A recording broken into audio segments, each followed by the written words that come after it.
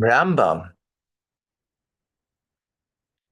we are concluding today the laws of Shabbos, 30 chapters.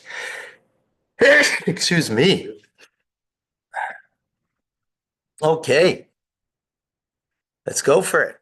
Chapter 30, halacha number one.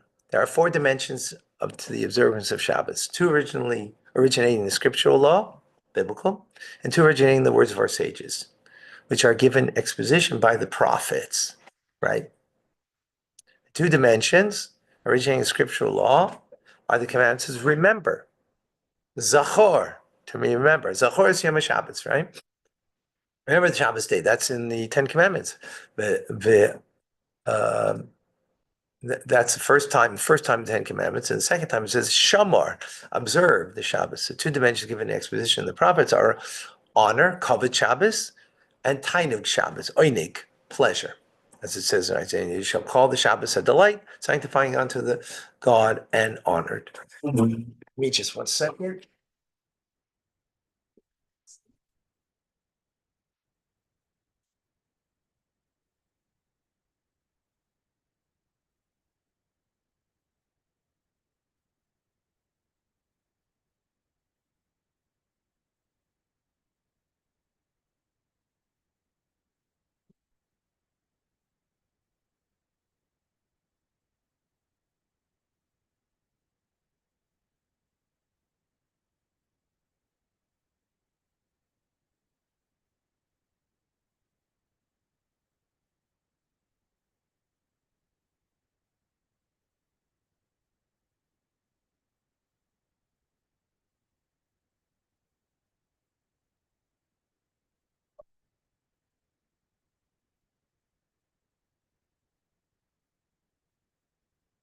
Okay. So that's the first halacha. So what is meant by honor? This refers to our sage's statement that it is a mitzvah for a person to wash his face, his hands, his feet in hot water on Friday in honor of the Shabbos. He should wrap himself in tzitzis and sit with proper respect, waiting to receive the Shabbos as one goes out to greet a king. That's honor. The sages of former generations would gather their students together on Friday, wrap themselves in fine robes, and say, "Come, let us go out and greet the Shabbos, the king," right? That's l'chadoidi. We kind of do that, right? That's why also we turn around by l'chadoidi, right? Because we're greeting the Shabbos. Number three, among the ways of honoring the Shabbos is wearing a clean garment. One Shabbos garment should not resemble one's weekdays clothes. A person who doesn't have a different garment for Shabbos should allow his robe to hang low so that Shabbos clothing would not resemble the clothes he wears during the week. As ordained, the people launder their clothes on Thursdays, an expression of honor for Shabbos. In respect to Shabbos, it is forbidden to plan a meal or a wine fest for Friday. Accordingly to the letter of the law, one may eat and drink until nightfall.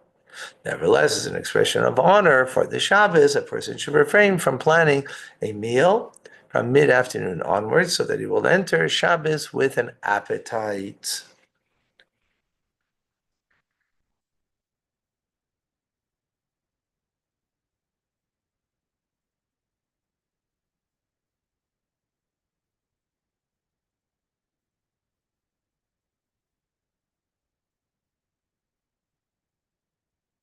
Remember, we learned this in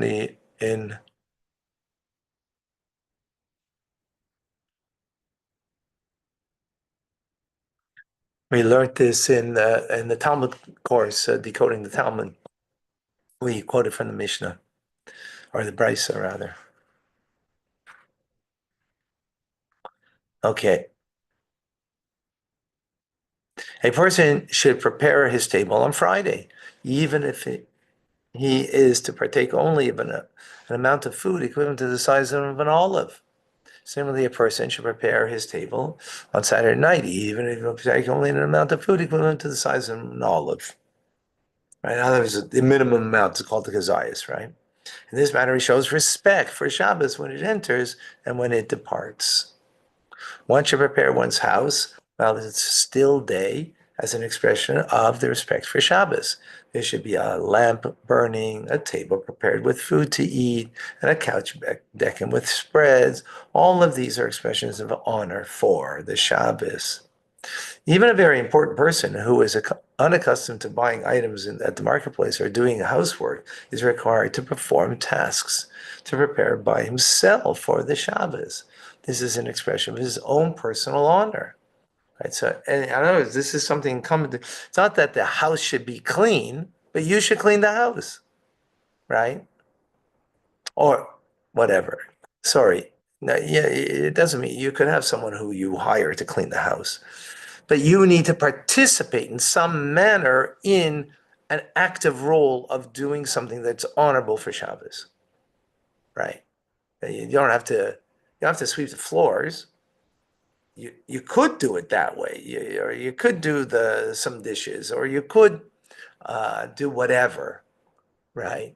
The point is you got to do something that is bringing honor to Shabbos.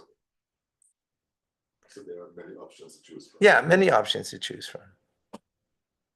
The sages of former generation would involve themselves in such activities. There was one who would chop wood necessary for cooking, one who would cook, one who would salt meat, one who would braid wicks, one who would kindle the lamps. Others go out and purchase food and beverages for Shabbos, even though this was not their ordinary practice.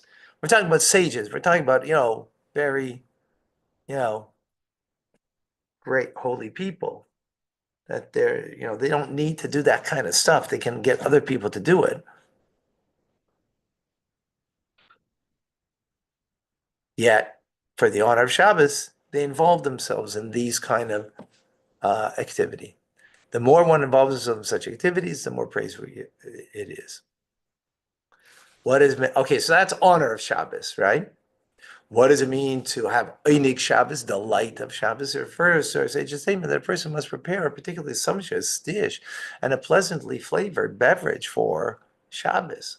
All of this must be done within the context of a person's financial status. The more one spends, both financially and expenses undertaken for Shabbos, and in an effort to the preparation of many good foods, the more praiseworthy it is. Again, within your, we'll see. He'll say here. If, however, this is not within one's financial capacity, one is considered to have delighted in Shabbos, even if merely stews food or the like in honor of Shabbos, right? So, in other words, you're not doing something extraordinary, but you're stewing it, making something more.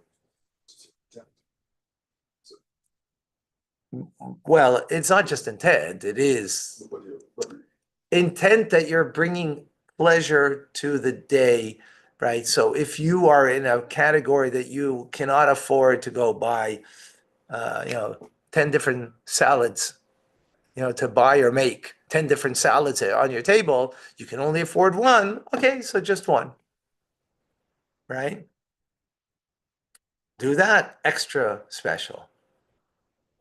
One is not obligated to strain himself or to borrow from others in order to prepare more food for Shabbos, as I just former generation said. Make your Shabbos as weekdays, but do not depend on others. So it's interesting. It seems to me contradiction what he just said over here. Do you see what the contradiction is? Yeah, because they going out of your way to start by borrowing money. What's the contradiction? Yeah, Where's the contradiction, though? you don't That's not a contradiction, right? The contradiction to me is one is not obligated to strain himself or to borrow from others. But then he quotes from the sages, make your Shabbos a weekday. That's a command. In other words, don't borrow, and you'll eat like you eat during the week. But the first part says you're not obligated to strain yourself or borrow. Here he's saying not only you're not obligated, you shouldn't. That's a contradiction to me. You follow?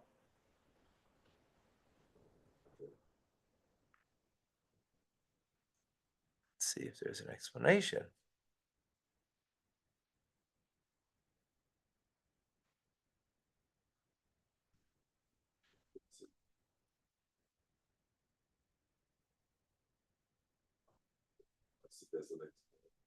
definition, therefore, one should not strain himself upon his obligated. So it says, according to the Shulchan Aruch, which states that one should earnestly endeavor to provide generously for the Shabbat, and if necessary, minimize one's expenditures during the week. Right.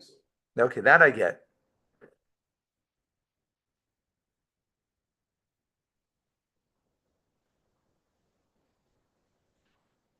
That says making Shabbats as weekdays implies only when the person has no property to pawn, and it will not be given a loan on any other. Right. So to borrow, but borrow only knowing that you could for sure pay it back. Right? Like it's this Shabbos, whatever. You didn't get your paycheck from work, right? So borrow because you know you're going to get the paycheck, so you'll be able to pay it back. And the last one is saying make your Shabbos a weekday rather depend on others. It's not borrowing, it's taking. That's the difference. You're taking, you're not borrowing. So don't take. So you'll make it like a weekday. That's a distinction. Okay, good thing we looked into it, huh? Number 8. A person who is indulgent and wealthy and conducts all of his days as Shabbos must also partake of different foods on Shabbos than those on which he partakes during the week. If his fare cannot be changed, he should at least change the time at which he eats his meals. For example, if he usually eats early, he should eat later. He usually eats late, he should eat earlier. Others make Shabbos different. Don't make it the same. Person is obligated to eat 3 meals on Shabbos, 1 in the evening, 1 in the morning, 1 in the afternoon. One should be extremely careful regarding these 3 meals, not to eat any less.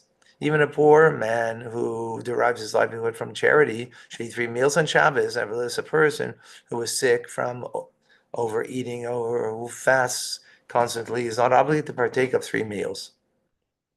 All the 3 meals must be significant sittings at which wine is served at each. One must break bread, 2 full loaves, and same applies regarding holidays. So our Chabad custom is that we don't wash for the 3rd meal, because it does bring down, you could fulfill the mitzvah through fruits. And say words of Torah.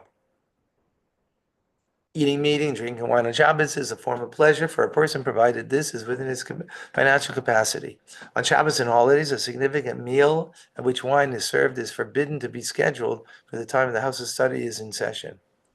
Right. So back in the day, in the community that you were in, there was a house of study that you went, Beis HaMidrash, right, to go study at its particular time. Don't make your meal then. You got to go learn then, right? Don't make your meal then. Make your meal at a different time, earlier, or whatever.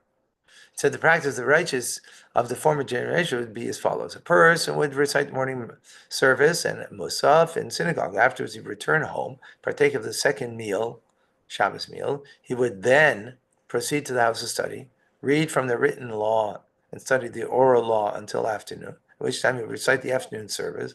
He would then partake of a third Shabbos meal, a significant sitting in which wine is served, and continue eating and drinking until Shabbos passed. That was back in the day how they did it. Here we do it more in synagogue. It is forbidden for a person to travel more than 3 parseos from the beginning of the day. On Friday, this restriction was adopted so that one will arrive home early in the day and prepare for Shabbos. One may not rely on members of his household to prepare for him, for they do not know that he will arrive on this day, unless you got a cell phone. Needless to say, the restriction applies when one is visiting others, since the arriving unexpectedly will embarrass them. They will not have made the preparations appropriate for hosting guests. Right? So today that restriction might be a little different because we can be in contact with people, right? Number 12, it's forbidden to fast, to cry out to God, to offer supplications, to entreat his mercy on Shabbos. Even when the community is beset with distressing circumstances that would ordinarily require the community to fast and sound the trumpets, we do not fast or sound the trumpets on Shabbos or holidays. There are, however, exceptions. They include a city surrounded by Gentiles or by a flooding river, a ship sinking at sea. We may sound the trumpets on Shabbos and some help for people, offer supplications on their behalf, and ask mercy for them.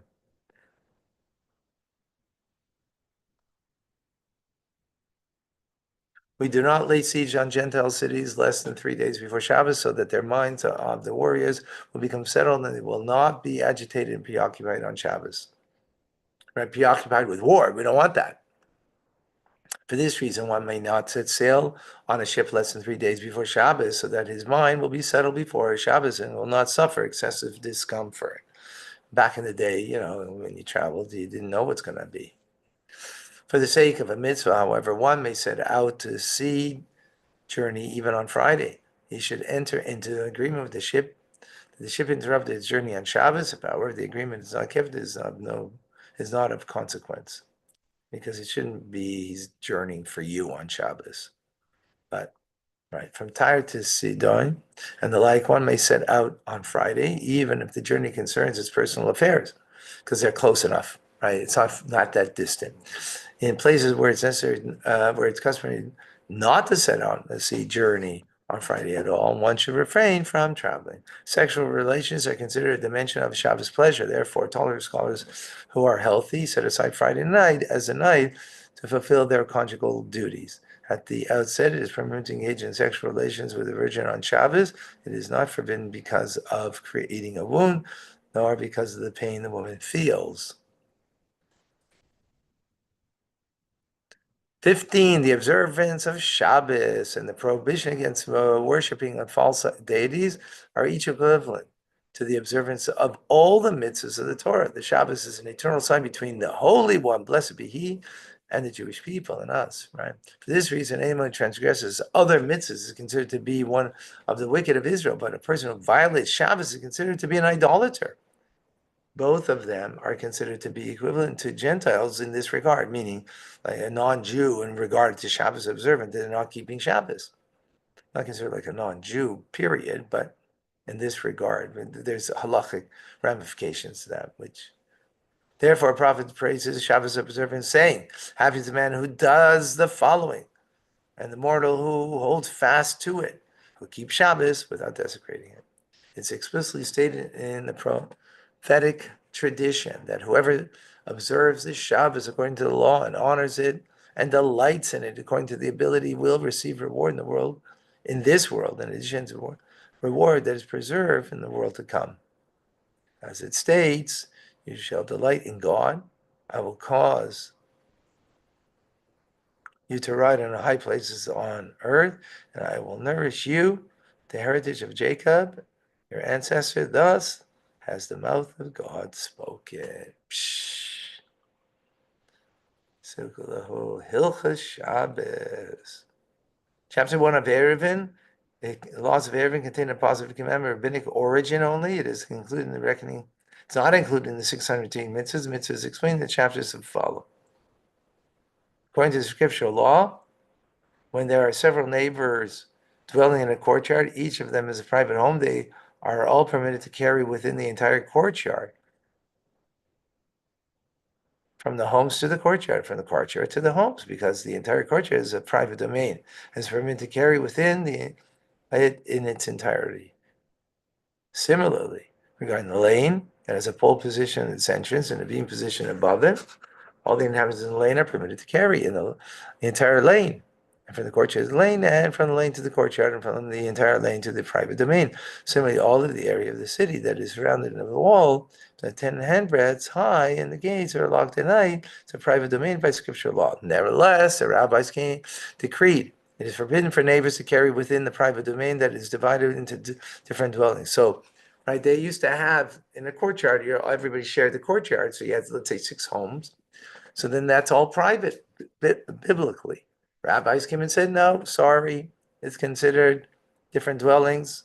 You have to join in an eruv that connects. Eruv means a mixture, to mix them as one. Right before the commencement of Shabbos, this restriction applies to courtyards, lanes, and cities. It was instituted for King Solomon and his court. All right, we'll continue with that tomorrow.